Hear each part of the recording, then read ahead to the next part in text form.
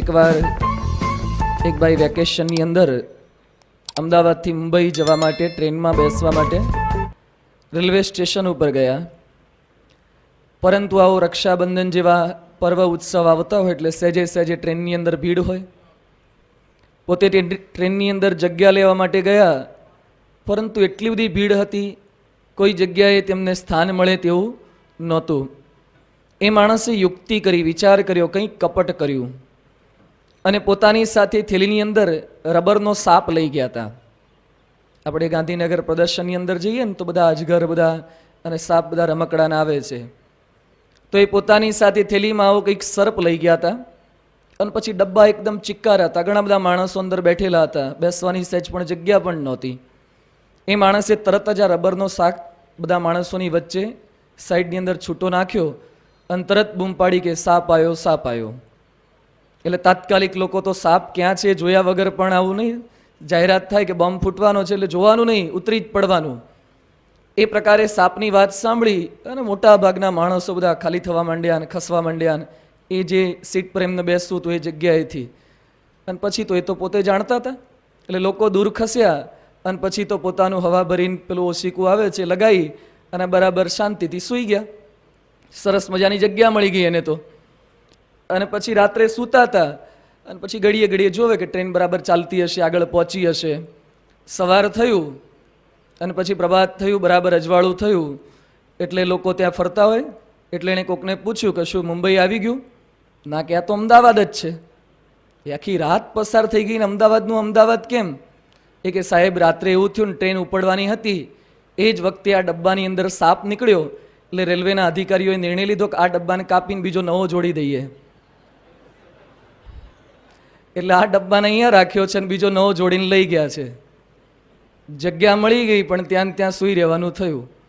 કંઈક કપટ કરવા ગયા તો છેવટે પોતે ચપટ થઈ ગયા. આ લોકની અંદર માણસ કપટ કરીને કોઈકને છેતરીને પોતે સુખી થવાનો પ્રયત્ન કરે છે. કદાચ એમાં તો થોડું ઘણું ફાવી જઈએ, પરંતુ ભગવાન અને સંત સાથે જ્યારે કપટ કરવા જાય છે, ભગવાન તો બહુ કામિલ કાબિલ સબ હુનર તેરે હાથ. ભગવાન બહુ બુદ્ધિશાળી છે.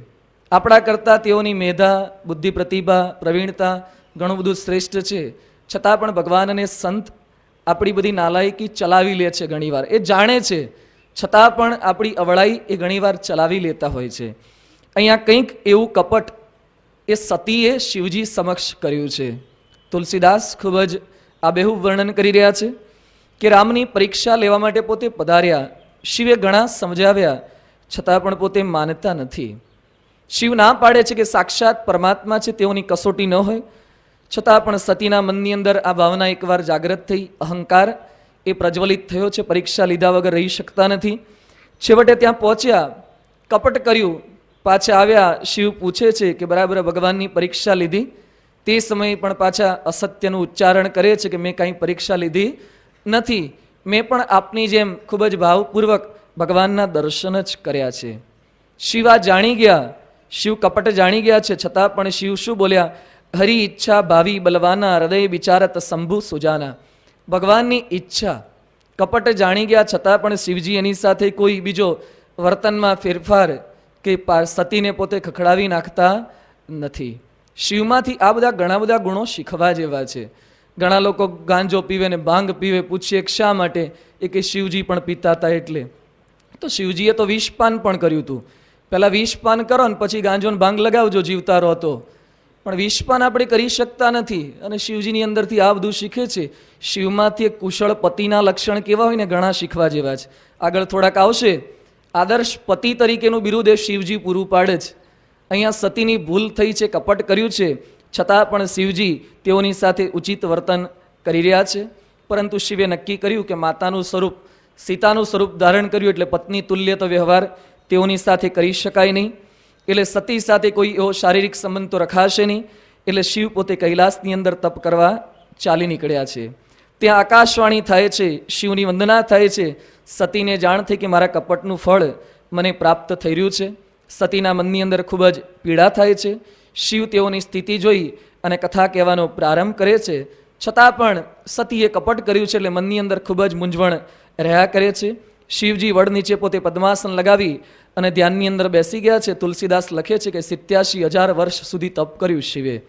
એ સમયે તો હજારો લાખો વર્ષ જીવી શકાતું હતું, એટલે આટલા બધા વર્ષો સુધી તપ કર્યું. એ સમયે જાગ્રત થયા અને ત્યાર પછી સતીને ફરીથી કથા કહેવા લાગ્યા. તે સમયે બ્રહ્માએ દક્ષને પ્રજાપતિની પદવી આપી હતી. પ્રજાપતિ પદ કંઈક હોદ્દો આપ્યો હતો.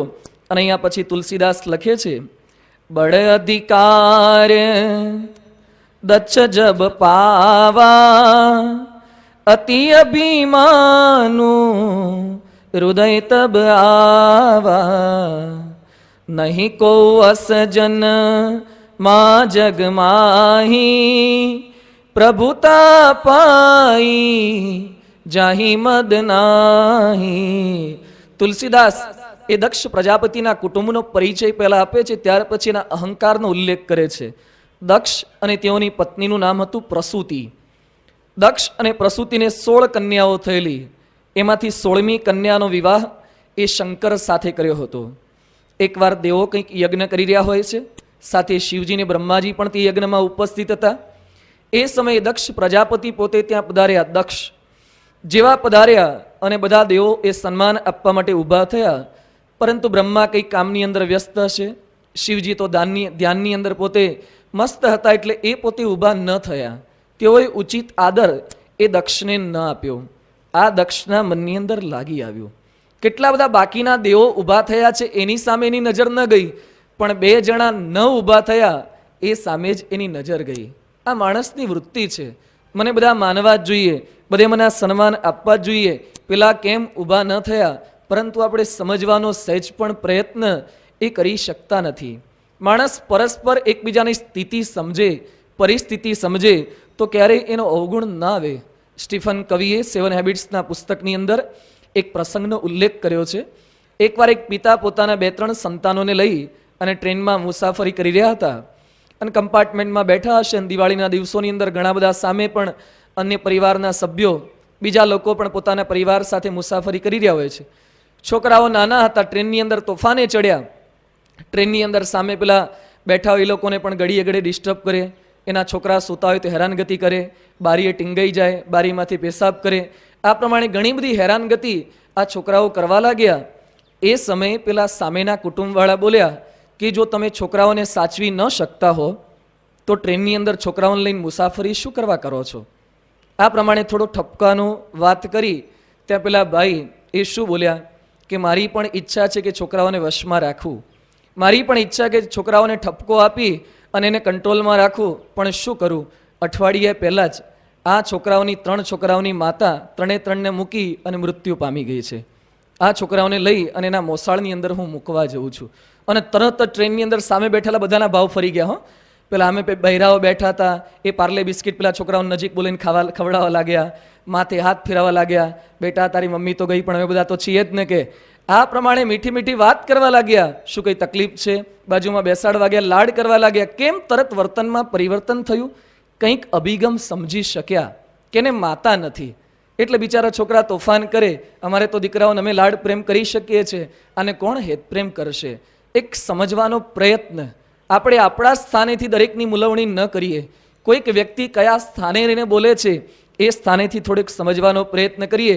પણ દક્ષ પોતે ન કરી શક્યા. શિવનો એને અવગુણ લીધો. માન એને અતિશય વાલું હતું ને માન ન મળ્યું. The deepest feeling of every human being. દરેક માણસની શું ઈચ્છા રહ્યા કરે છે? કોઈક મને વખાણે. દરેકને, હા, સાધુ કે ત્યાગી કે ગૃહસ્થ કે દરેકના મનમાં ઊંડે ઊંડે દરેકનું પ્રમાણ થોડું જુદું જુદું હોય, વધતા ઓછા પ્રમાણની અંદર, પણ કંઈક ને કંઈક આ માત્રાની અંદર કોઈક મને વખાણે, કોઈક મને પૂછે, કોઈક મને બોલાવે.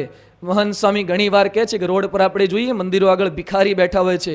એ લોકો પૈસાની ભીખ માગતા હોઈએ છે, આપણે માનની ભીખ માગતા હોઈએ છીએ. આપણે બધા માનના ભિખારી છીએ. એક વાડકો લઈને ફરતા જ હોય, કોઈક મને સહેજ માન આપી દે. સતત માનની ભીખ આપણે માગતા જ હોઈએ છીએ. નાના હતા ત્યારે પાઠ્યપુસ્તકમાં પાઠ આવતો તો કાગડાનો ને શિયાળનો. કાગડાના હાથમાં પૂરી હોય છે અને શિયાળ જઈને શું પ્રયત્ન કરે છે? એને ખબર પડી કે પૂરી પડાવી છે, પણ પૂરી આવે કઈ રીતે? કાગડાના વખાણ કરવાના શરૂઆત કર્યા કે વાહ, તમે તો જનમંગલ નામાવલીનો પાઠ સરસ કરો છો ને, કંઈક નહીં મયુર કંઠસ્થ કરો છો ને, એ કે બોલી બતાવો તો જરા. કાગડાને તો મોઢામાં પૂરી હતી, પણ સહેજ અભિમાન આવી ગયું કે વાહ કે હું આવડો નાનો છતાં પણ આવો પાઠ કરી શકું છું. અને પછી તો શિયાળે કીધું કે તમે તો સારું ગાઓ છો, મેં વાત સાંભળી, હમણાં આકાશવાણી પરથી માલકોન્સમાં તમારું ગીત રજૂ થયું હતું કંઈ. અને કાગડાને ખરેખર થયું કે આપણે તો માલકોન્સ અવાજની અંદર ગાઈ શકીએ છીએ. અને પછી શરૂ કર્યું પગ ઘુંઘરું બાંધ, અને ઘુંઘરુની વાત કરવા ગયા તો એના મોઢામાંથી પૂરી છટકી ગઈ. શિયાળ લઈને ટાટા બાય બાય આવજો કહીને જતું રહ્યું. સહેજ માન મળ્યું, પ્રશંસા મળી. એટલે કોઈ પણ માણસ એ પ્રશંસાનો ભિખારી છે. અહીંયા પણ દક્ષ એ પ્રશંસાના ભિખારી હતા. એને માન ન મળ્યું, અપમાન થયું, એટલે અતિશય પોતે ક્રોધાયમાન થઈ ગયા છે. અપમાન કરવા લાગ્યા. શિવનું અપમાન કરે છે, પોતાના જમાઈનું અપમાન કરે છે. એની દીકરી શિવના ઘરે તો આપી છે સતીને, છતાં પણ અપમાન કરતા શું બોલ્યા કે શિવ તો નિર્લજ્જ છે, એની વાંદરા જેવી મરકટ જેવી આંખો છે. કોઈ શુદ્ર માણસને વેદ ભણાવે એવું કામ મેં મારી સતીને આ શિવ સાથે પરણાવીને કર્યું છે. અપવિત્ર છે, ઘમંડી છે, આખો દિવસ ભૂત પ્રેત સાથે જ પડ્યો રહે છે, સ્મશાનની અંદર આળોટ્યા કરે છે, માથા પર કોઈ હેરસ્ટાઇલનું ઠેકાણું નથી, એના માથાના વાળ પણ જેમ તેમ પડ્યા રહે છે, અપવિત્ર ભસ્મ પોતાના શરીર પર લગાવે છે, હાડકાના તો ઘરેણા પહેરે છે, નામ માત્રનો શિવ છે, બાકી આખું જીવન તો અશિવ જ છે. આ પ્રમાણે દક્ષે પોતાના જમાઈનું ઘોર અપમાન કર્યું. અને પછી બોલ્યા કે આ તો બ્રહ્માના કહેવાથી મેં મારી દીકરીને શિવ સાથે પરણાવી, બાકી જો બુદ્ધિથી થોડોક વિચાર કર્યો હોત તો આવા લફંગાને કોણ દીકરી આપે. આ પ્રમાણે દક્ષ એ શિવનું અપમાન કરવા લાગ્યા. પ્રમુખ સ્વામી મહારાજ ઘણીવાર આ પ્રસંગનો ઉલ્લેખ કરીને કહે છે કે જ્યારે છોકરીને પરણાઈ એ પહેલા જમાઈનું મોઢું જોયું નહોતું, તો હવે અપમાન કરવા બેઠા છો. શિવનું મોઢું તો જોયું હતું ને, એ વખતે કેમ ખબર ન પડી?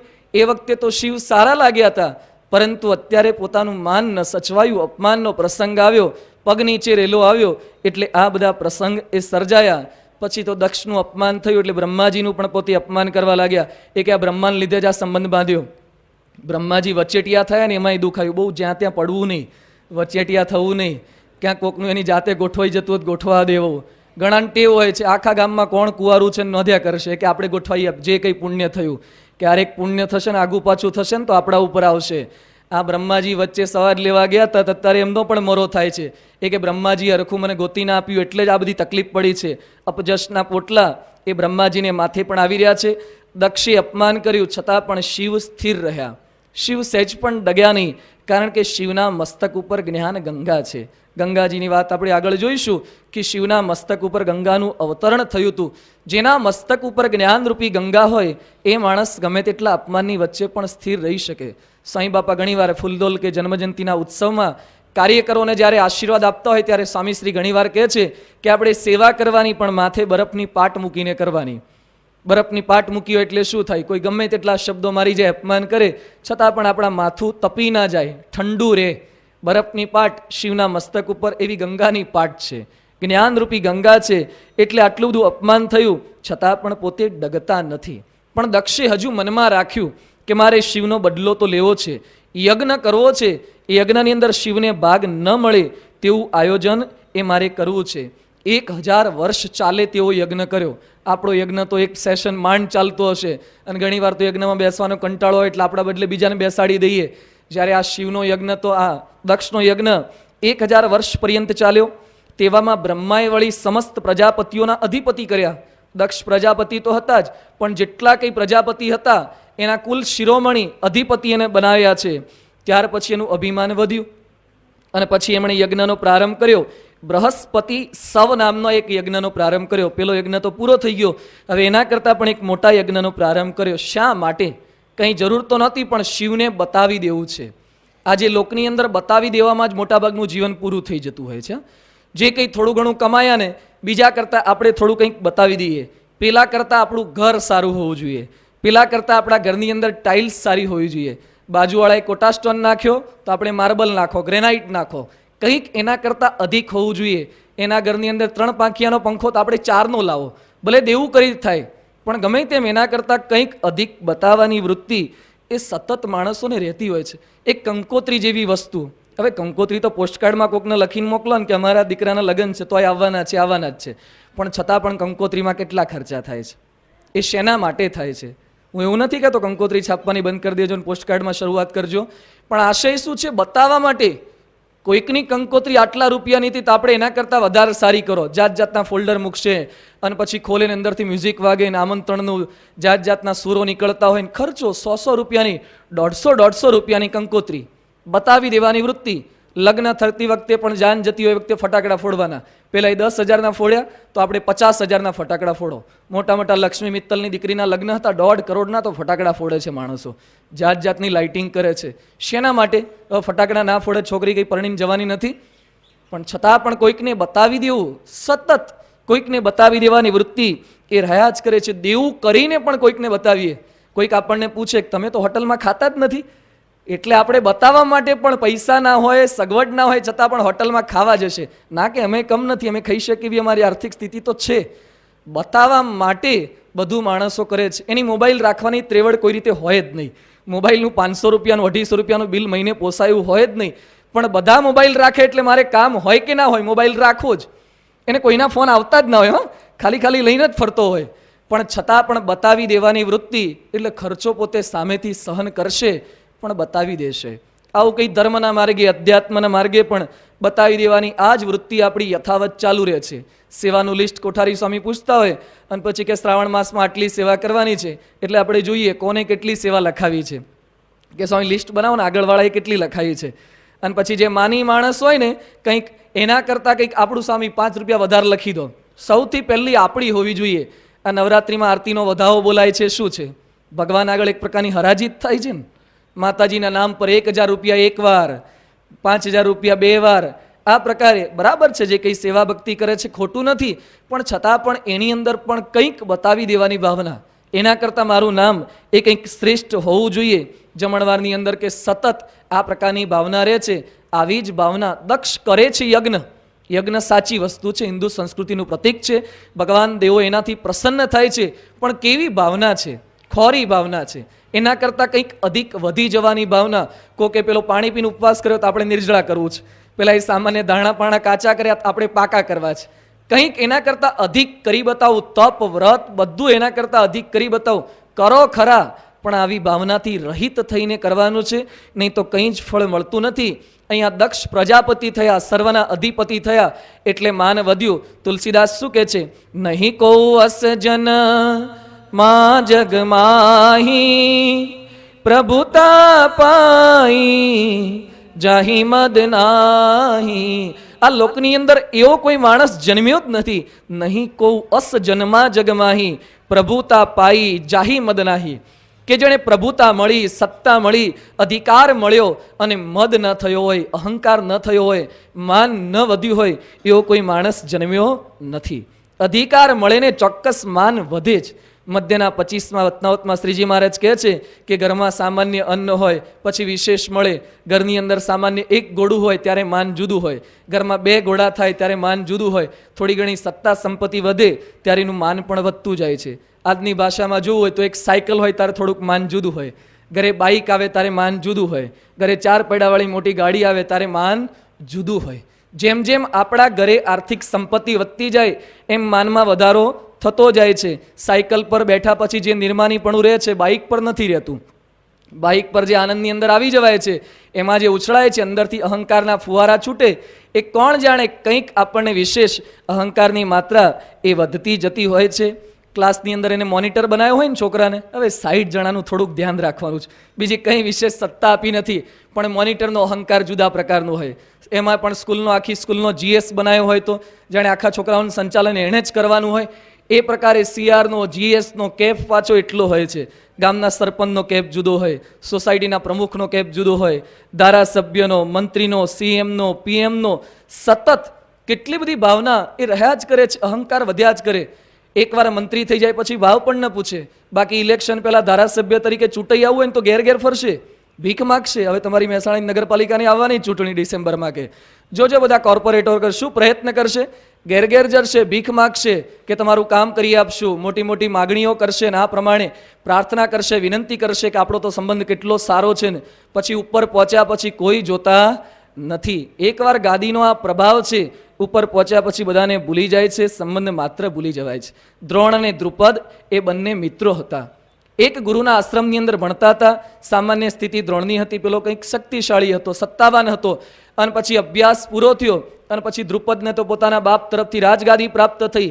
થોડાક વર્ષો વીત્યા અને દ્રોણના મનની અંદર થયું કે આપણો મિત્ર ક્યાંક સેટ થયો હશે, મળવા માટે જઈએ, એ તો રાજા થયો છે. મળવા ગયા અને પછી પેલાએ પૂછ્યું કે કોણ છો? એ કે જે રાજા છે એનો મિત્ર હું છું.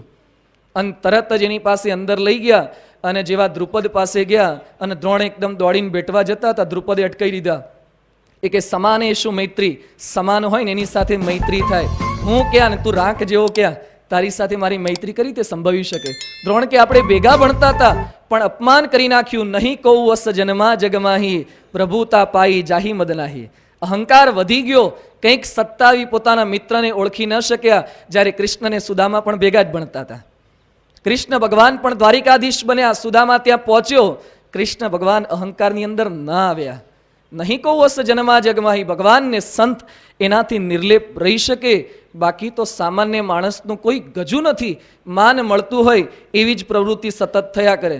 ન્યુયોર્કની અંદર સેનેટરની ત્યાં ચૂંટણી હોય, એમાં હર્બાર્ટ લેહમેન કરીને એક માણસ ત્યાં ચૂંટણીમાં ઊભા. 2 વખત તો ચૂંટાયા હતા, સતત 4 વખત તો પોતે ગવર્નર થયા અને પછી નેક્સ્ટ ઇલેક્શન આવતું તેની અંદર પોતે ઊભા. એ વખતે તેઓની ઉંમર 75 વર્ષની હતી. 75 વર્ષે માણસ ઇલેક્શનમાં ઊભો રહે છે. અને પછી એ વખતે એનો નાનો ભાઈ હતો 65 વર્ષનો. એણે કીધું, ભાઈ આ ઉંમરે શું જરૂર છે, શા માટે તમે ઊભા રહો છો? આપણા ઘરે કંઈ પૈસાની ખોટ નથી. એ વખતે 75 વર્ષનો આ લેહમેન શું કહે છે કે ભાઈ તને શું ખબર પડે?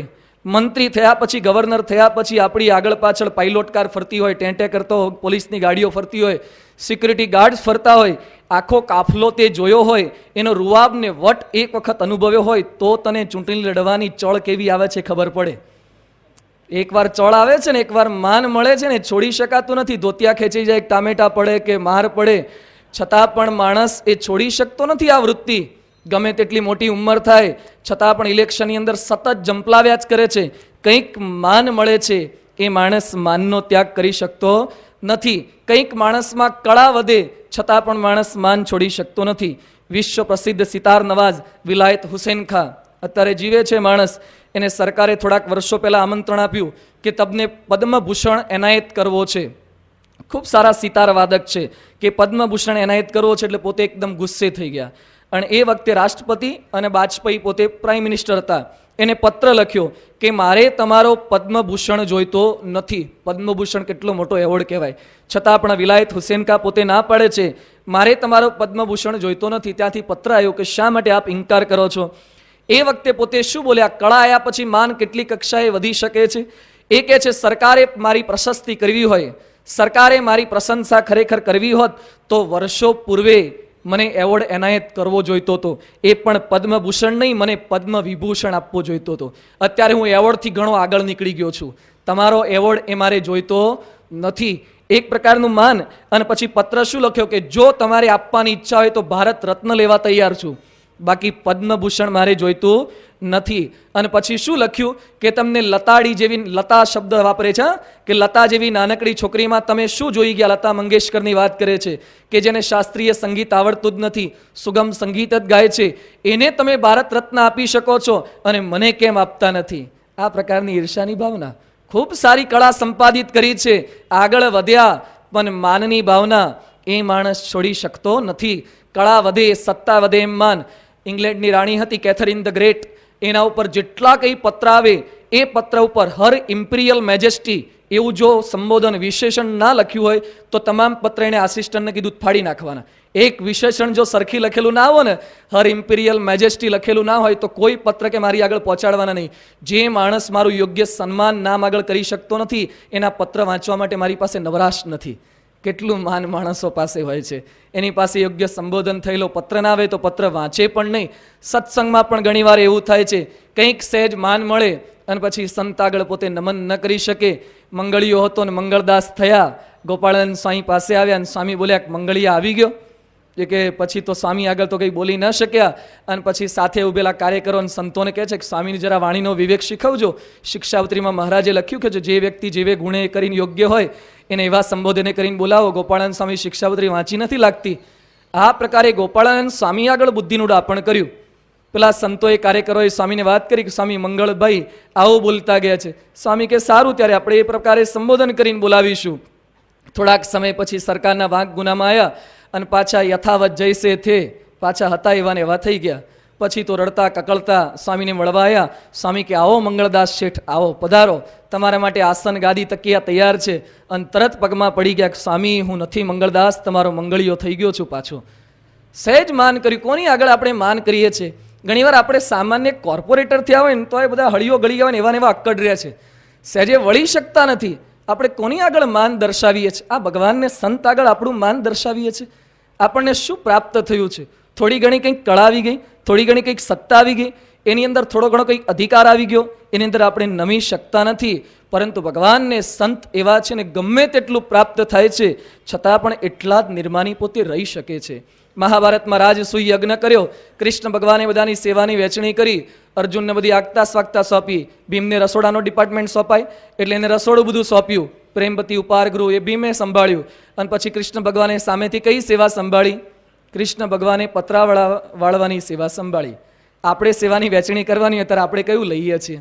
નહીં, ઘણા પ્રસાદ વેચતા હોય, એને ખબર હોય સિંગ સાકરી અને દ્રાક્ષ ને કાજુ બદામ છે, તો વેચતા છે ને દ્રાક્ષ ને કાજુ થોડાક સાઈડમાં હથેળી નીચે દબાઈને રાખી મૂકશે અને સિંગ સાકરિયા જતા કરશે. પોતાના ભાગની અંદર સારું આવે એવી માણસ માત્રની વૃત્તિ હોય છે. સેવાની વહેંચણી કરવાની તો કોકને પાર્કિંગમાં મૂકશે, કોકને પેલા બૂટ ચપ્પલ સાચવવા મૂકશે, કોકને પ્રસાદમાં દૂર મૂકશે, અને પછી સભા વ્યવસ્થાની સ્ટેજની સેવા હોય ને બાપાની આજુબાજુ ફરવા મળે એવી સેવા હોય એ પોતે સંભાળશે. કૃષ્ણ ભગવાને કઈ સેવા સંભાળી? એને પતરાવડા ઉપાડવાની સેવા સંભાળી. અધિપતિ છે, દ્વારિકાધીશ છે, છતાં પણ નાનામાં નાની સેવા એ પોતે કરી શકે છે. આ ભગવાનને સંત સિવાય કોઈની તાકાત નથી કે અધિકાર મળ્યા પછી પણ આવું નિર્માનીપણું જાળવી શકે. પ્રમુખ સ્વામી મહારાજને પ્રમુખ બનાયા, એ જ દિવસે વાસણ ઉટકી શકાય? ખાલી કલ્પના તો કરીએ કે આખી સંસ્થાના પ્રમુખ પદ સોંપ્યું હોય, એ દિવસે વાસણ હરિભક્તોના હેઠા ઉટકી શકાય? પણ એ ઉટકી શક્યા કારણ કે માનથી રહિત છે. ગમે તેટલો અધિકાર પ્રાપ્ત થાય છે છતાં પણ એ અધિકારની અંદર પોતે આવી જતા નથી. આજે પ્રમુખ સ્વામી મહારાજ એ કેવો અધિકાર ભોગવી રહ્યા છે, આજે સ્વામીજી કેવું માન સન્માન પોતે પામી રહ્યા છે. આજે આપણા ઘરની અંદર સામાન્ય 2 રૂમમાં એક રસોડું હોય છતાં પણ માણસનો, અથવા તો કંઈક મોટો બંગલો થયો તો આપણે કેટલા માનની અંદર ફરીએ છીએ. ઘણા માણસોને પોતાના બંગલાનું પણ માન હોય છે સહેજે કે આખી સોસાયટીમાં સ્વામી આપણો બંગલો સારામાં સારો. બરાબર, આપણે એક સામાન્ય બંગલાનું માન લઈએ છીએ. પ્રમુખ સ્વામી પાસે કેટલા બંગલા છે? આવા 650 મંદિરો છે. આ એક મંદિર આપણે જોઈએ છે ને, આવા 650 મંદિરો છે નાના મોટા. લંડન, હ્યુસ્ટન, શિકાગો, એમાં ગાંધીનગરનું અક્ષરધામ, અને દિલ્હીમાં જે અક્ષરધામ બને છે એના કરતાં 3 ગણું મોટું ગાંધીનગર કરતાં. આટલી બધી સંપત્તિ, આટલા બધા મંદિરોના અધિપતિ છે, સંસ્થાના પ્રમુખ છે, છતાં પણ સ્વામીજી ક્યારેય પોતે બોલ્યા? એના મુખમાંથી એક પણ વાક્ય નીકળે છે? આપણા હાથ નીચે આપણે સરખામણી કરી રહ્યા છે કે આપણે ક્યાં સ્વામીજી ક્યાં. આપણા હાથ નીચે 2 માણસ કામ કરતા હોય એનું પણ કંઈક મદ, એનું પણ કંઈક માન આવી જાય છે. આજે સ્વામીજીના હાથ નીચે લાખો હરિભક્તો એમની આજ્ઞા મુજબ વર્તી રહ્યા છે, ક્યારેય પોતે અહંકાર જણાવતા નથી. આપણને સહેજ કોઈક માણસ આપણા વખાણ કરે અને તરત જ આપણે ફૂલાઈ જઈએ છીએ. આજે સ્વામીજીની હાજરીમાં તેઓના વખાણ થાય, તેઓની ગેરહાજરીમાં વખાણ થાય, છતાં પણ સ્વામીજી સહેજ પણ ફૂલાતા નથી. આજે છાપાની અંદર આપણું ભૂલથી નામ આવી ગયું હોય, સહેજ કદાચ નામ આવી ગયું હોય, અને એક ફોટો, ગ્રુપ ફોટોમાં આપણો સહેજ આવી ગયો હોય પ્રકાશની અંદર, તો એટલા કેફની અંદર ફરીએ, પેલો પ્રકાશનો ગ્રાહક ન થતો હોય ને બતાવવા જાય, જુઓ અમારું પ્રકાશ કેવું આવે છે. આમ એને પ્રકાશના લેખ નથી બતાવવા, એનો ફોટો આવ્યો છે ને એ બતાવવો છે. એ પ્રકારે ફોટો બતાવશે. આજે પ્રમુખ સ્વામી મહારાજના ફોટા ક્યાં ક્યાં આવે છે? દેશ વિદેશની અંદર કેટલા ફોટા એમના પડે છે. જાત જાતના સારા સારા ફોટા એમના બહાર પડે, લેમિનેશન થયેલા હોય. એમની ઓડિયો કેસેટો બહાર પડે છે, એમની વિડીયો કેસેટો બહાર પડે છે, છતાં પણ સહેજ પણ મુખમાંથી એક શબ્દ એ અહંકારનો નીકળતો નથી. આ પણ એક ધારાસભ્ય હાથ મિલાવીને એનો પણ કેફ રહે છે.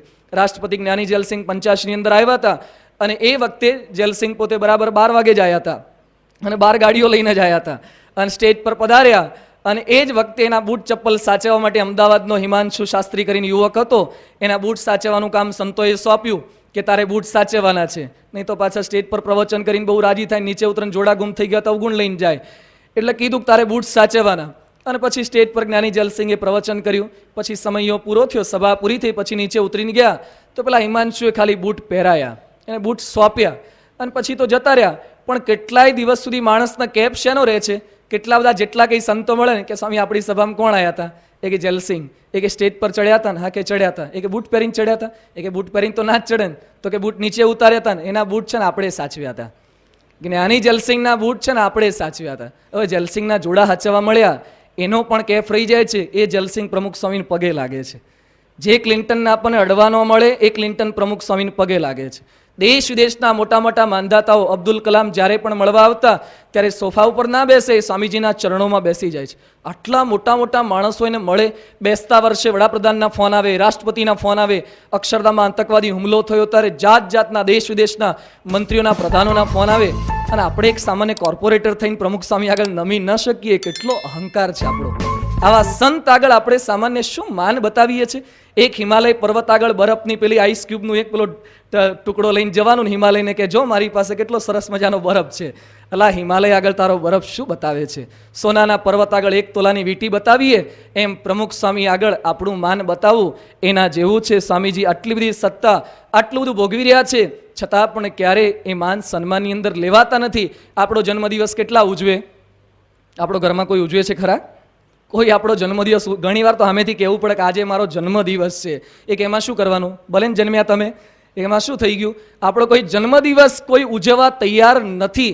જ્યારે સ્વામીજીનો જન્મદિન ઉજવવા માટે સંતો, હરિભક્તો કેટલો આગ્રહ કરે છે અને કેટલી ભવ્યતાથી આણંદ જન્મજયંતિ બાપાની જે ઉજવાઈ હતી, 2.5 લાખ માણસો એક સભામાં બેઠા હોય. સ્વામીજી રથયાત્રાની અંદર આવતા હોય નગરયાત્રા કરીને અને એ વખતે જે લોકોના ટોળે ટોળા સ્વામીજીના દર્શન માટે કેટલા કિલોની તો કેક કપાતી હોય, કેટલી મીણબત્તીઓ, કેટલા સારા સારા કાર્ડ સ્વામી ઉપર આવતા હોય, છતાં પણ જન્મદિનના આશીર્વાદમાં એક શબ્દ પોતાના જન્મદિનનો આવે છે કે મારા જન્મદિવસે તો એ બધા પધાર્યા હતા, એ બધાએ ખૂબ સારું સન્માન આપ્યું છે.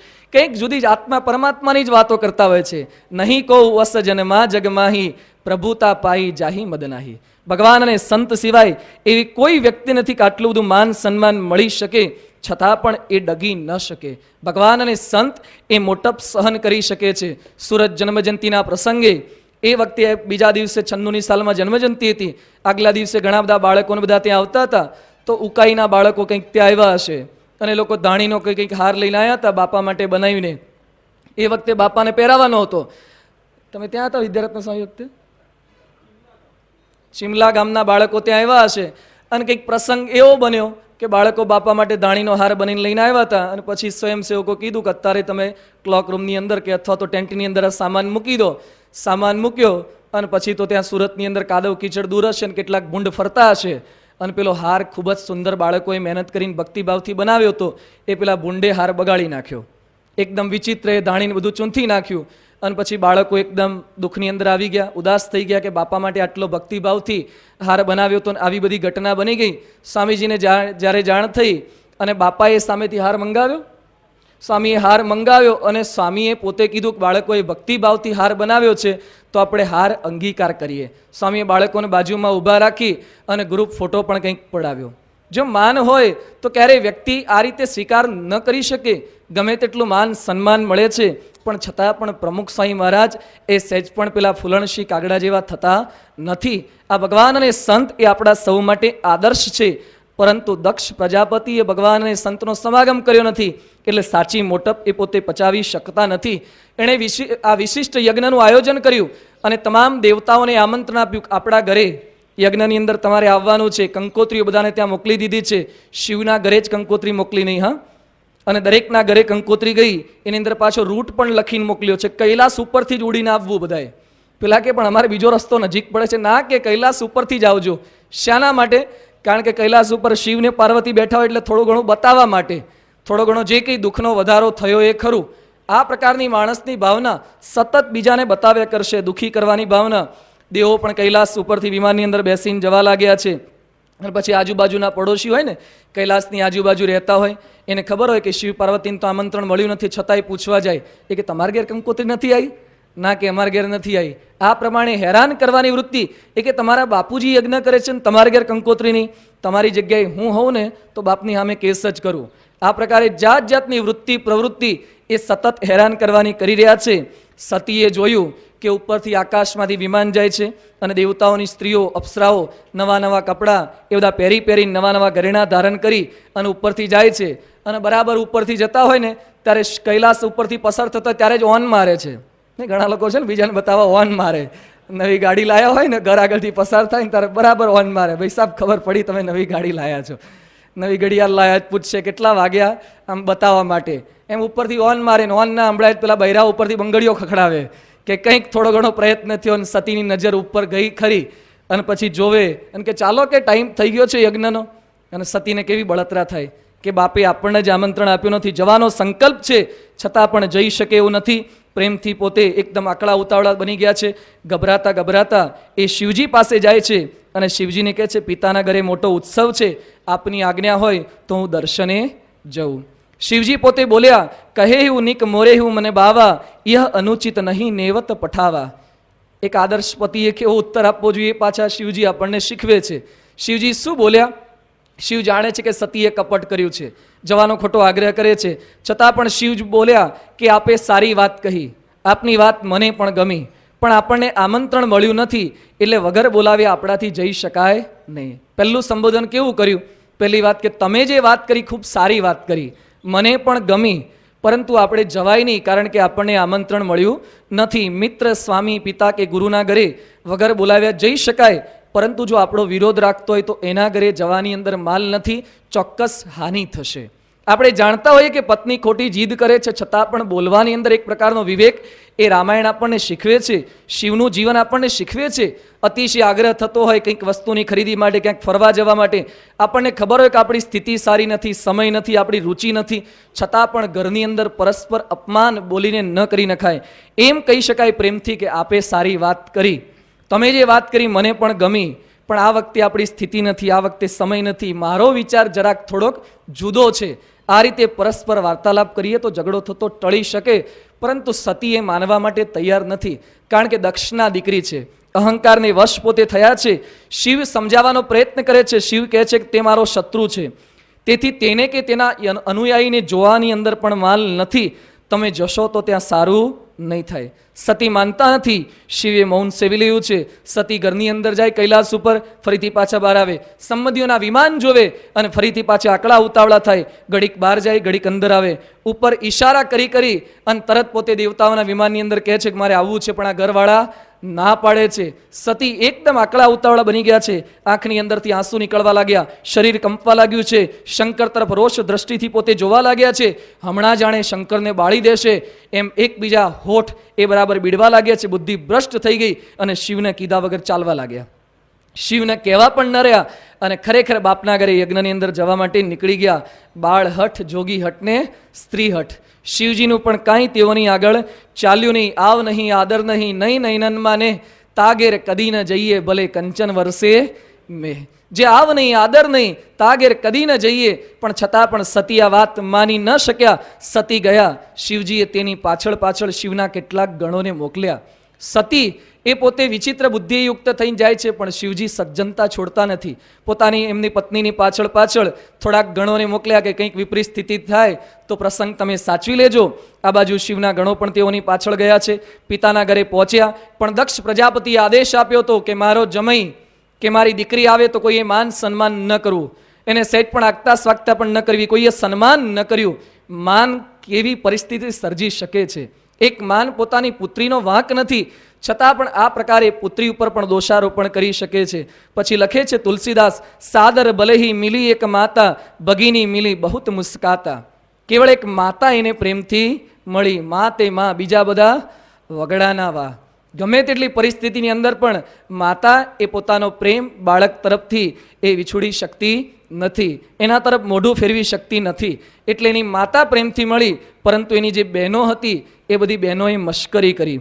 સતીની બહેનો મશ્કરી કરવા લાગી અને પછી સતીને કહે છે કે શું આપણા જીજાજીની ઉંમર, અમારા જીજાજીની ઉંમર કપડાં પહેરવા જેટલી થઈ ખરી? જીજાજી હવે મોટા થયા ખરા, કપડાં જાતે પહેરતા શીખે એવા સમજુ થયા છે ખરા? કારણ કે શિવજી કઈ દિગંબર સ્થિતિમાં રહેતા અને કપડાં ધારણ નહોતા કરતા, સામાન્ય એ પોતે વલકલ વસ્ત્ર જેવું ધારણ કરતા હતા. સારા આ લોકોના પતિદેવ જેવા કપડાં ધારણ કરતા હતા એવા નહોતા પહેરતા.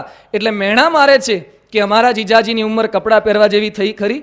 અને જો કપડાં તમારે ખૂટતા હોય તો અમારા પતિના જૂના ઘણા વધેલા છે. આ પ્રકારે સતીની બહેનો મેણા મારી રહી છે. મકાનની સગવડ થઈ કે નહીં? ભાડે પણ ઘણા મળે છે, ભાડે રાખી લો, કંઈક મકાન બનાવો, લગ્નથી આટલા વર્ષ થયા ઘરનું ઘર થયું નથી.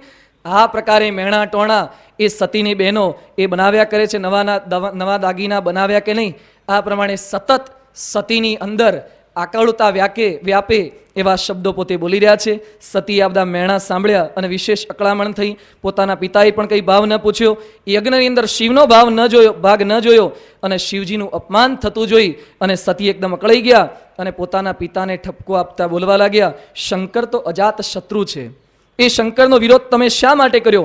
સમગ્ર સભાને ઠપકો દેતા પોતે બોલ્યા, સુનહુ સભાસદ સકલ મુનિંદા, કહી સુની જીન શંકર નિંદા, સો ફલુ તુરત લહબ સબ કાહુ, ભલી ભાતી પછી તાબ પિતાહુ, સંત શંભુ શ્રી પતિ અપબાદા, સુનિય જહાત અસીમર જાદા.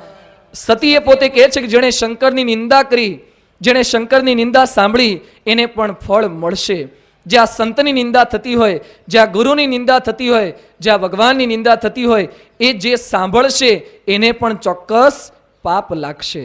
આપણા શાસ્ત્રોમાં લખ્યું છે કે પતિ, ગુરુ, ભગવાન, ધર્મ અને દેશની નિંદા ક્યારે કરવી નહીં અને ક્યારે સાંભળવી પણ નહીં. પતિની નિંદા કોઈ પત્નીએ ક્યારે પોતાના પતિની નિંદા કરી ન શકાય.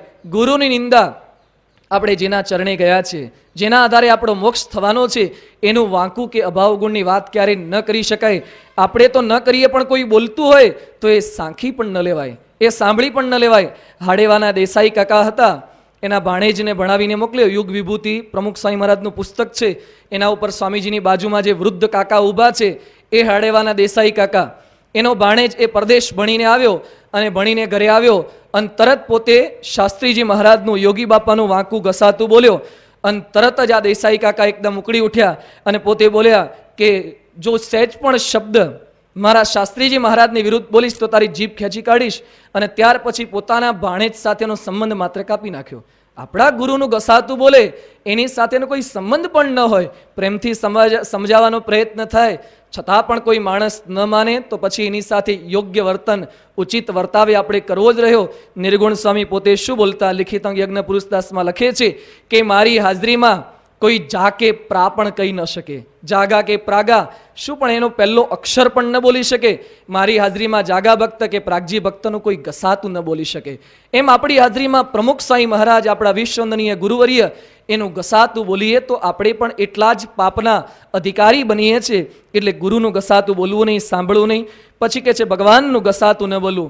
મહારાજે તો આપણે રોજ પ્રાર્થનામાં ગાઈએ છીએ, નિંદત નહીં કોઈ દેવકું, કોઈ દેવતાની નિંદા ન કરવી. ભગવાનનું ઘસાતું બોલવું નહીં ને ભગવાનનું ઘસાતું સાંભળવું નહીં.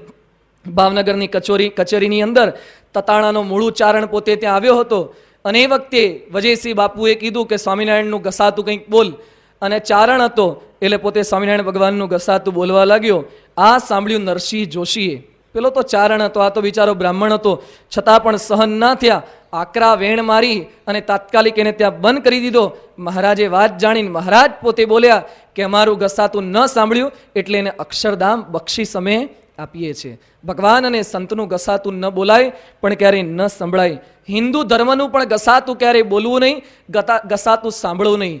સ્વામી વિવેકાનંદ શિકાગો ધર્મ પરિષદમાં જઈને પાછા ફરતા હતા, બોટની અંદર બેસીને, અને બે ક્રિશ્ચનના પાદરીઓ પોતે એ જ બોટની અંદર મુસાફરી કરતા હતા અને મશ્કરી કરવા લાગ્યા. પહેલાં તો વિવેકાનંદના ડ્રેસની મશ્કરી કરી, માથે પાઘડી હતી અને પછી ધોતિયું ઉપવસ્ત્ર લટકતું હતું.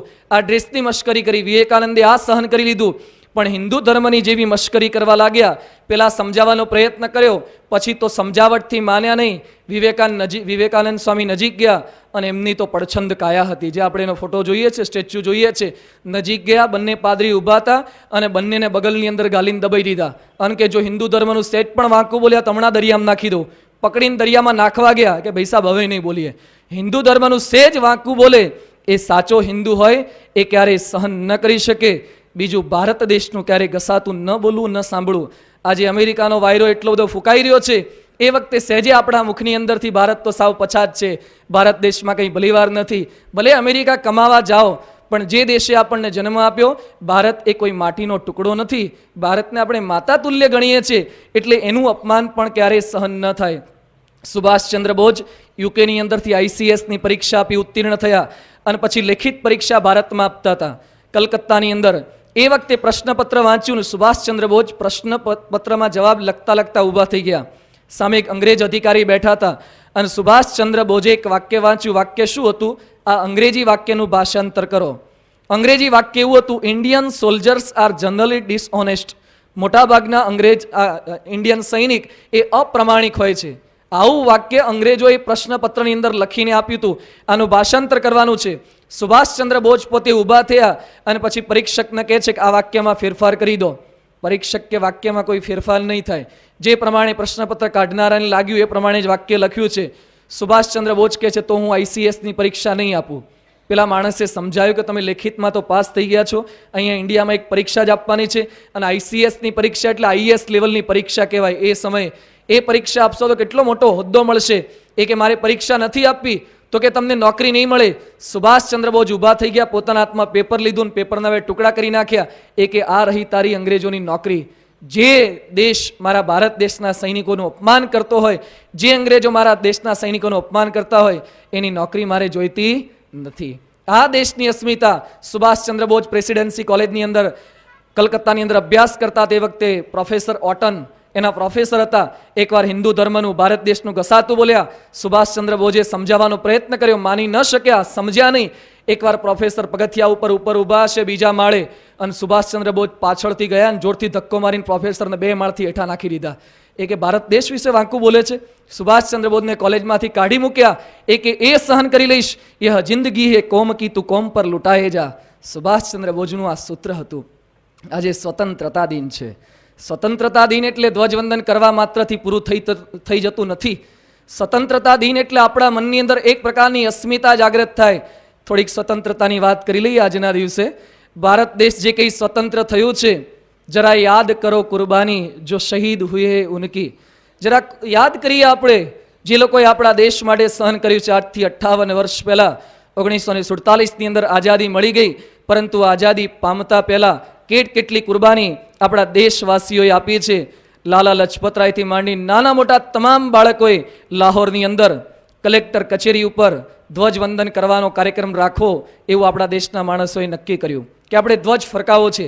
11 જેટલા માણસો ત્યાં પહોંચ્યા, ટોળું વળીને ત્યાં ગયા અને કલેક્ટર એ તરત લાઠીચાર્જ કરે, થોડીક વારની અંદર વિખરાઈ જાય, ફરીથી પાછા ભેગા થઈ જાય. ઘડીએ આવું થાય. કલેક્ટરે પૂછ્યું તમારી શું ઈચ્છા છે? એ કે તમારી કચેરી ઉપર ભારતનો તિરંગો લહેરાવો છે. એ કે કોઈ રીતે શક્ય નહીં બને. કલેક્ટરે ઓર્ડર આપ્યો. 10 જેટલા તોપના પેલા નાળચા આગળ એની અંદરથી 11 જણા હતા અને એક બાળક છટકી ગયો. સામાન્ય 8 વર્ષનો છોકરો હતો. એ છટકી ગયો અને બાકીના 10 જણાને તોપના નાળચા આગળ બાંધી દીધા. અને પછી આ છોકરો છટકી ગયો અને બાકીના 10-10ને પેલી તોપની અંદરથી ગોળા છોડીને ઉડાવી દીધા. પેલો છોકરો છટકી ગયો અને કલેક્ટરની ઓફિસ ઉપર ચડી ગયો, તિરંગો ફરકાઈ દીધો અને જોરથી જયનાદ કર્યો કે ભારત માતા કી જય બોલ્યો. અને તરત જ કલેક્ટરે ગોળીબારનો આદેશ આપે. પેલા છોકરાને ધ્વજવંદન કરતો ત્યાં વિંધી નાખ્યો અને છેલ્લે પણ છોકરાના મુખની અંદરથી એક જ વાક્ય નીકળ્યું, અંગ્રેજો ભારત છોડો. 8 વર્ષનો છોકરો મરતી વખતે પણ મુખની અંદરથી શબ્દો કાઢી શકે છે. ત્યારે આઝાદી મળી છે. એટલે આ 15મી ઓગસ્ટનો દિવસ એ આઝાદીને યાદ કરવાનો દિન છે. સ્વતંત્ર થયા છીએ પણ કોણે કેટલી કુરબાની આપી છે. અંગ્રેજો કેવી સજા કરતા. લાલા લજપતરાયના મિત્ર હતા રામેશ્વર કરીને.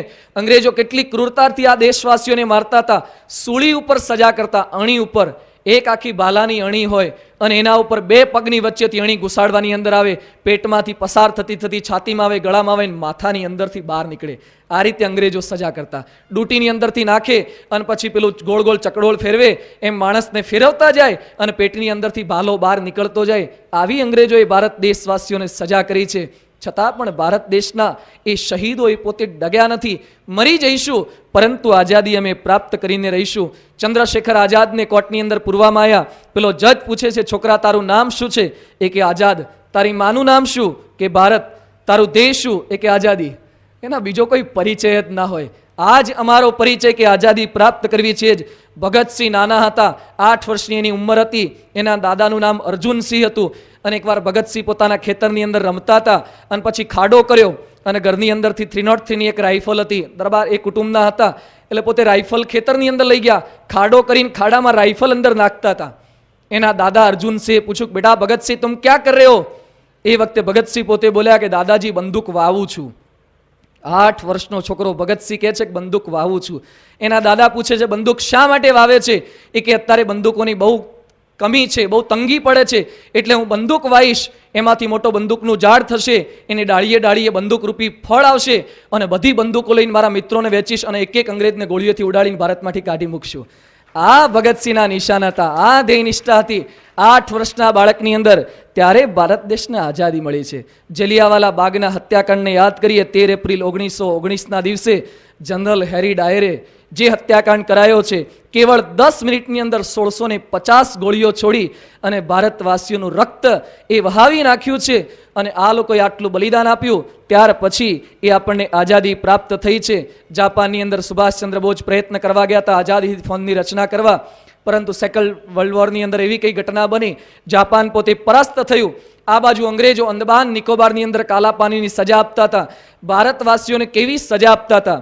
જે સમયે ભારતની અંદર 2 બળદો પાસે દિવસમાં 18 પાઉન્ડ જેટલું તેલ, 18 પાઉન્ડ તેલ એ પેલી ગાણીની અંદર દળાવવામાં આવતું હતું. ગાણીની અંદર એ પેલા જે તલ હોય એ અંદર દળવામાં આવતા હતા. જ્યારે ત્યાં અંદમાન નિકોબારની અંદર 2 કેદી પાસે, 3 કેદી પાસે 37 પાઉન્ડ જેવા તલનું આ કામ કરવામાં આવતું. ઉગાડી પીઠ ઉપર ચાબુક મારે, ઉપર કેરોસીન નાખે, ઉપર મરચાની ભૂકી ભભરાવે. ભારતવાસીઓને આ પ્રકારની સજા કરતા. 6.5 ફૂટની હાઈટ વાળા એ આપણા એક સેનાની હતા ઉલ્લાસકર કરીને, એને સામાન્ય એક 4x5ની ઓરડીની અંદર પૂરી રાખે, 6 મહિના સુધી પૂરી રાખે. સંડાસ પેશાબ બધું ત્યાં જ કરવાનું. આ પ્રકારની સતત બારે સજા કરતા. એ સજા સહન ના થાય એટલે બાનસિંહ કરીને આપણા એક સૈનિક હતા, એને સજા કરી હતી તો પોતે પોતાનો શર્ટ કાઢીને મોઢામાં નાખીને આત્મહત્યા કરવાનો પ્રયત્ન કરે. એકવાર તો કાચની બોટલ પડી હતી, એ કાચની બોટલ લઈને ખાવાનો પ્રયત્ન કર્યો. અંગ્રેજો સજા કરે છે, સહન થતું નથી. આવી આકરી સજા એ આપણા ભારતવાસીઓને ત્યાં કરતા હતા. અને પછી જાપાન હારી ગયું, પરાજય થયું. એ વખતે રાઉન્ડ અપ ઓપરેશન અંગ્રેજોએ કરવાનું નક્કી કર્યું. એ ઓપરેશનની અંદર શું કરે છે? ભારતના 700 જેટલા સૈનિકો એ પેલા જેલની અંદર ત્યાં અંદમાન નિકોબારની અંદર પૂર્યા હોય છે, એ બધાને બોટની અંદર બેસાડ્યા. 3 બોટ લીધી અને પછી 30 માઇલ દૂર હેવલોક ટાપુ ઉપર લઈ ગયા. એ ટાપુ ઉપર લઈ ગયા અને પછી બાજુમાં સમુદ્ર ગુગવતો હતો અને 700 જણાને આદેશ આપ્યો કે દરિયાની અંદર કૂદી પડો. હવે દરિયાની અંદર સામેથી કૂદી પડવાનું, એકદમ ઊંડા પાણી, પણ બધાને આદેશ આપ્યો કૂદી પડો. જેટલા કંઈ માણસો કૂદ્યા, ન કૂદ્યા એને ગોળીઓ મારીને અંદર દરિયાની અંદર નાખ્યા. કૂદી પડ્યા પછી પણ પેલો માણસ અંદર ડૂબી રહ્યો છે, એના ઉપર ગોળીબાર કર્યો, સતત મારી નાખવાનો પ્રયત્ન. આટલાથી અંગ્રેજોને સંતોષ ન થયો તો જે માણસો 700 જણા પાણીની અંદર દરિયામાં ડૂબતા હતા એના ઉપર 3 બોટ ફેરવી. કારણ કે બોટની અંદર નીચે પેલો પંખો આવે, મશીન આવે, એ પંખા દ્વારા માણસોને કાપી નાખ્યા. ભારતવાસીઓને એમાંથી કેવળ 2 માણસો બચ્યા હતા, દેવી પ્રસાદ ને સોદાગર. એ માણસોએ આવી અને પછી ભારતવાસીઓના હકીકતથી વાકેફ કર્યા. આટલી સજાઓ એ અંગ્રેજોએ ભારતવાસીઓને કરી, ત્યાર પછી આઝાદી મળી છે. આજનો આ સ્વતંત્રતા દિન કેવળ ધ્વજવંદન કરવા માત્રથી, ભારત માતા કી જય બોલી દેવા માત્રથી પૂર્ણ થતો નથી. સ્વતંત્રતા દિને આપણે એક સાચા ભારતવાસી તરીકે કંઈક મનની અંદર નિષ્ઠા બાંધીએ. હું ભારતનો છું, ભારતને લાજે, ભારતને છાજે એવું કંઈક વર્તન મારું હોવું જોઈએ. ભારતનું કંઈક નામ રોશન કરે એવું કંઈક વર્તન એ મારું હોવું જોઈએ. ભારતનું નામ ક્યારે બોલીએ એવું આપણાથી મુખની અંદરથી શબ્દ પણ નીકળી ન શકે, ક્યારે આચરણ પણ ન થાય. એ પ્રકારે અહીંયા સતી વાત કરી રહ્યા છે, શિવજી વાત કરી, સતી પોતે કહી રહ્યા છે કે જ્યારે આવી નિંદા થતી હોય એ ક્યારે સહન ન કરવી જોઈએ. દેશની નિંદા નહીં, ગુરુની નિંદા નહીં, ભગવાનની નિંદા નહીં, પરંતુ આજે કોન્વેન્ટિયા કલ્ચર એટલું બધું બગડી રહ્યું છે, વધી રહ્યું છે. ઇંગ્લિશ મીડિયમની સ્કૂલોમાં ભણવા જાય એટલે હિન્દુ ધર્મની ટીકા, ભારતીય સંત પરંપરાની ટીકા, ભારતીય સાધુઓની ટીકા. શું ખ્રિસ્તી ધર્મની અંદર, શું મુસ્લિમ ધર્મની અંદર કોઈ એના ધર્મગુરુઓ કોઈ ભૂલ કરતા જ નથી? છતાં પણ શા માટે આપણે બોલી શકતા નથી? આજે ન્યૂઝપેપરની અંદર, મેગેઝિનની અંદર જેટલી કંઈ ટીકા આવે છે, જેટલી કંઈ નામોશી આવે છે, હિન્દુ સાધુઓ જ ભૂલ કરી રહ્યા છે. સમાજના અન્ય ધર્મના ધર્મગુરુઓ કોઈ ભૂલ કરતા જ નથી, છતાં પણ કોઈ બોલી શકતા નથી. ઘણા માણસો, ઘણા હિન્દુઓ બહુ કેપથી કહેતા હોય છે કે મારે તો સાચે સાચું કહેવા જોઈએ, અમે તો ભલભલાની પોલ બહાર પાડીએ. જો ખરેખર તાકાત હોય ને પોલ બહાર પાડી હોય તો બહાર પાડો ને. ઇમામ બુખારીની દિલ્હીમાં બેઠો છે, એની છે તાકાત ઇમામ બુખારીની બોલ પાર પાડવાની? છે આપણી શક્તિ? જે પોપ જોન પોલ થોડાક પૈસાના જોરે ધર્મ પરિવર્તન સમગ્ર ભારતની અંદર આદિવાસી વિસ્તારની અંદર કરાવી રહ્યા છે તાકાત ધર્મ પરિવર્તનની સામે પડવાની? જે કંઈ બોલીએ છીએ હિન્દુઓ જ હિન્દુઓની ગોર ખોરવા બેઠા છે. સાચા હિન્દુ થયા પછી હિન્દુનું જ વાંકું બોલવાનું, હિન્દુઓના જ ભ્રષ્ટાચાર બહાર પાડવાના. ખરેખર તાકાત હોય તો અન્ય ધર્મની અંદર પણ જે છે એને બહાર પાડવા માટે આગળ આવીએ. બીજાનું બહાર પાડવું એવું કહેવાનો મારો આશય નથી, પણ ખરેખર તટસ્થ બનીએ, એક સાચા હિન્દુ બનીએ, એક સાચા ભારતીય બને. હિન્દુ સંત પરંપરાનું ક્યારેય ખંડન ન કરીએ. ભૂલ તો થાય, પણ શું અન્ય ધર્મમાં કોઈની ભૂલ થતી નથી? એટલે હંમેશા ભારતીયના પક્ષમાં ઢળીએ, હંમેશા હિન્દુ સંત શાસ્ત્રને મંદિર એના પક્ષની અંદર ઢળીએ, નહીં તો દક્ષની પુત્રી જેવી આપણી પણ હાલત થશે. જે દક્ષની હાલત થઈ એવી કંઈક હાલત એ આપણી પણ થશે બુદ્ધિના જોરે. જો કંઈક આવું કરવા ગયા તો સતી એ પોતે અહીંયા પધાર્યા છે, શિવનું સન્માન ન થયું, યજ્ઞની અંદર પોતે બળી મુવા, શિવથી આ સહન ન થયું, શિવના ગણો ત્યાં પધાર્યા, પરસ્પર સામ સામે એ અપમાન થયા, એ પોતે શાપ અપાયા, અને શિવજીના ગણોએ પણ ત્યાં પેલા દક્ષનું બકરાનું મુખ કરી નાખ્યું, સામ સામે ભૃગુ ઋષિના પણ શાપ થયા. મહારાજે મધ્યના 61ની અંદર પણ આનો ઉલ્લેખ કરેલો છે. પરંતુ આખી ઘટના બની એની પાછળ કયું કારણ છે? કારણ આપો. ઘણાને પૂછાય છે પર્યાવરણની અંદર, વિજ્ઞાનની અંદર, એક વાક્યમાં કહો શું કારણ આપી શકાય કે દક્ષનો અહંકાર, દક્ષનું માન કેવી પરિસ્થિતિ સર્જી શકે છે, અને સતીની થોડી ઘણી કંઈક હઠ. પરંતુ સતીએ મરતા પહેલા ભગવાનને પ્રાર્થના કરી હતી કે આ જન્મે તો મારા કપટને લઈને શિવજીનો મને વિરહ થયો છે, વિયોગ થયો છે, પરંતુ હે પ્રભુ મને બીજો જન્મ જે કંઈ આપો એ ખરેખર શિવજી સાથે મારું લગ્ન થાય એવો કંઈક જન્મ મને આપજો, આજીવન શિવનો વિરહ ન થાય, એવી ભગવાનને પ્રાર્થના કરી હતી. અને ભગવાને બરાબર તેઓની પ્રાર્થના સાંભળી અને દ્વિતીય જન્મ તેઓનો હિમાલયની અંદર થયો છે.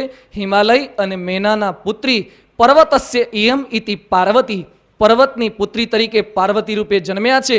અને શિવજીને વરવા માટે તેઓએ ખૂબ આકરી તપશ્ચર્યા કરી છે. તે પૂર્વે નારદજી પધાર્યા છે, અને શિવજીનું જે લગ્ન થાય છે, શિવજીની જે જાન નીકળે છે, એ શિવજીના લગ્ન આપણે આવતીકાલે કરાવીશું.